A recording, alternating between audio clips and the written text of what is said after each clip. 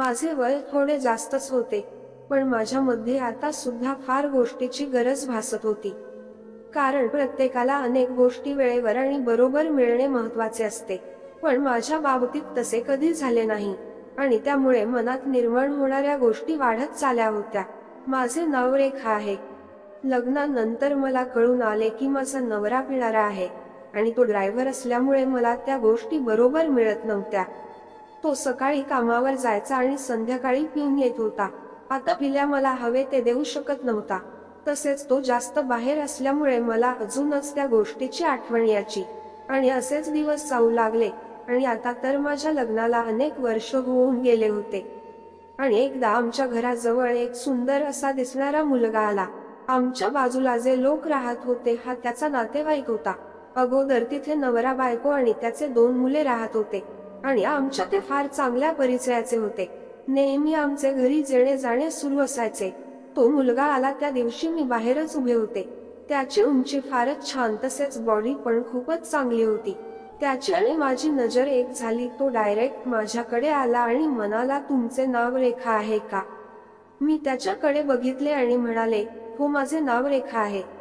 मग तो बोलला, तुमच्याकडे माझ्या काकूंनी चाबी ठेवली आहे. तेव्हा माझ्या लक्षात आले की त्यांनी जाताना चाबी आमच्याकडे ठेवली होती. मी त्याला चाबी दिली, पण त्याचे लक्ष माझ्या सर्वीकडे होते. त्यानंतर तो आपल्या घरी गेला. अनेक दिवसानंतर त्याला बघून माझ्या मनात काहीतरी गोष्टी आठवू लागल्या होत्या. नंतर मी आपल्या घरच्या कामाला लागले. त्यानंतर तो मला काही दिवस दिसला नाही आणि एक दिवस गाडी घेऊन तो आला. त्या गाडीमध्ये त्याचे घरचे सामान होते. त्याने माझ्याकडे बघून स्माईल केली.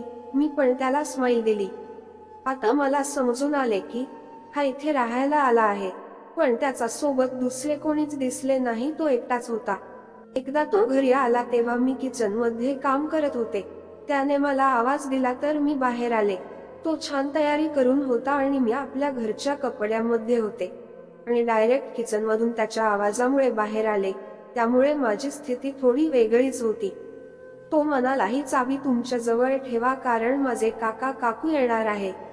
मी त्याच्या हातातली चाबी घेतली, पण तो बोलत माझ्या सोबत होता आणि त्याचे लक्ष माझ्या त्या दुसरीकडे होते. मी त्याला आत बसायला सांगितले तर म्हणाला, असू द्या, नंतर कधी, कारण मला जॉबवर जायचे आहे, आणि तो निघून गेला. पण तो आज आधीपेक्षा जास्त सुंदर दिसत होता आणि त्यामुळे मला काहीतरी मनात होऊ लागले. दुपारी आमच्या शेजारी राहणारे आले. ते आले आणि सांगू लागले की हा आमचा नातेवाईक आहे आणि खूप चांगला मुलगा आहे. त्याला इथे जॉब लागला म्हणून तो इथे राहायला आला आहे आणि त्याच्या घरचे दुसरीकडे राहतात. तसेच ती म्हणाली, त्याच्याकडे लक्ष ठेव. मी पण तिला हो म्हणालो, कारण ती माझ्या मैत्रिणीसारखी होती. त्यानंतर ते निघून गेले. संध्याकाळी तो चाबी घ्यासाठी आला तर मी त्याला आत बोलावले आणि बसायला सांगितले. त्याला म्हणाले, तू आधी का नाही सांगितले की तू माझ्या मैत्रिणीचा नातेवाईक आहे म्हणून? तर तो आधी गप्पच होता आणि काही वेळाने म्हणाला, मी तुम्हाला नंतर सांगणारच होतो. मी त्याच्यासाठी चहा केला आणि आम्ही चहा घेऊ लागलो. मी त्याला म्हणाले, तुला कुठलीही गरज असेल तर मला सांग. तर तो म्हणाला, तुम्हाला पण कधी माझी आवश्यकता असेल तर तुम्ही मला कळवा. पण मला आता या 2-3 भेटीत समजून आले होते की त्याचे लक्ष माझ्या अनेक गोष्टीवर असते आणि तसेही तो इतका छान होता की माझे पण मन ऐकत नव्हते. आता तो कधी बाहेर दिसला की त्याच्याकडे बघून स्माईल द्यायचे आणि तो पण माझ्याकडे बघून कधी बोलायचा तर कधी स्माईल देऊन निघून जायचा. असेच काही दिवस सुरू होते.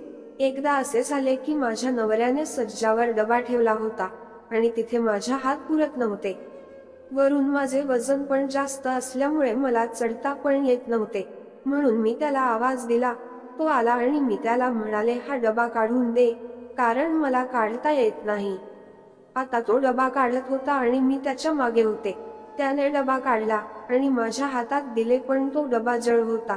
त्याने तो डबा माझा हातून पडताना वाचवला, पण तो वाचवताना त्याचा हात माझ्या त्या ठिकाणी लागले आणि त्यामुळे मला आज फारच वेगळे वाटत होते, कारण अनेक दिवसानंतर कोणाचा तरी हात त्या ठिकाणी लागला होता आणि त्याला पण ते कळून आले होते, कारण तो माझ्याकडे बघत होता. पण यावर आम्ही दोघेही काहीच बोललो नाही. मी म्हणाले, बस नाश्ता करते. तर तो म्हणाला, नाही, मला थोडे काम आहे, आणि तो निघून गेला. पण त्याचा झालेला स्पर्श मला फार छान वाटला. आता तो कधी दिसला की नेहमी बोलायचा आणि मला सुद्धा त्याच्यासोबत बोलले छान वाटत होते. आणि हळूहळू आमचे बोलणे वाढू लागले. तो कधी सुट्टी असेल तर आता घरी पण येऊ लागला, आणि जेव्हा तो माझ्याजवळ बसून बोलायचा तेव्हा तर मला एकदमच भलतेच वाटायचे. कधी कधी मी त्याला काही काम पण सांगू लागले. तो मला आपल्या मोटरसायकलवर दुकानात घेऊन जायचा आणि मी सामान खरेदी करायचे.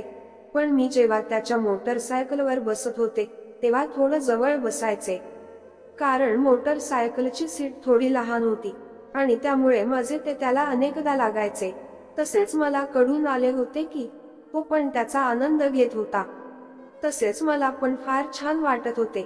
आता त्याला राहून अनेक महिने होऊन गेले होते, त्यामुळे आमच्यातला संवाद वाढू लागला आणि आमचे एकमेकांमध्ये बोलणे तसेच सोबत राहणे सुद्धा वाढले. आता तो कधी पण माझ्याकडे यायचा आणि मला सुद्धा तो आला की बरे वाटायचे. आम्ही दोघे पण जवळ येऊ लागलो, कारण त्याची नजर पण नेहमी माझ्याकडे असायची आणि मला पण तो छान वाटायचा. त्यामुळे त्याची पण थोडी हिंमत वाढली होती, कारण तो आता आला की मला नको तिथे स्पर्श करत होता आणि त्या स्पर्शामुळे माझा आनंद फार दूरवर जात होता. मी त्याला काही म्हणत नसल्यामुळे त्याचा हा प्रकार वाढत चालला होता आणि माझ्या अंगात आग पसरत चालली होती. आता तर तो आला की तसाच स्पर्श मला करायचा आणि त्यामुळे मला पण छान वाटत होते. पण एक दिवस मी आंघोळ करून निघाले होते आणि त्या स्थितीमध्ये होते आणि अचानक तो माझ्या खोलीत आला, तसेच माझ्याकडे बघू लागला. माझी स्थिती तर फारच वाईट होती आणि त्यामुळे त्याची स्थिती बिघडत चालली होती. मला पण काय करू काय नाही असे झाले होते, कारण त्याचे ते पाहणे आणि माझी स्थिती आम्हाला भारावून टाकत होती. आता तो जवळ आला आणि त्याने कशाचा विचार न करता माझ्याकडे येऊन अनेक वर्षानुवर्ष माझ्या न मिळालेल्या त्या गोष्टीवर ठेवले आणि असे करतात माझ्या शरीरात नवीन शक्ती निर्माण होऊ लागली, कारण या गोष्टीसाठी तर मी फार दिवसापासून आतुरले होते. तो फार मजेत आपले काम करत होता आणि मी त्याचा आनंद घेत होते. तसेच त्याला माझ्या त्या ठिकाणी यायला वेळ लागला नाही आणि तो त्याचा पण आनंद घेऊ लागला. मला तर ही वेळ फार हवीशी वाटत होती आणि त्यामुळे मला फारच छान वाटत होते. आमचा श्वास मोठा झाला होता. आता ती वेळ आली की त्याने आत प्रवेश केला, तसेच आपले काम करू लागला. पण मला आता बरेच काही सहन करावे लागत होते, कारण ही वेळ फार दिवसानंतर आली होती. पण काही कालांतराने मला पण फार छान वाटू लागले आणि मी पण त्याचे आभार मानू लागले. आम्ही त्या वेळेचा अनुभव पुरेपूर घेतला आणि त्यानंतर मला कधीच त्या गोष्टीची त्याने कमी पडू दिली नाही. तसेच तो माझी काळजी पण घेऊ लागला आणि या सर्व गोष्टीमुळे माझ्या आयुष्यात नवीन सुखाची प्राप्ती झाली. गोष्टी आवडल्यास चॅनलला सबस्क्राईब करायला विसरू नका. धन्यवाद.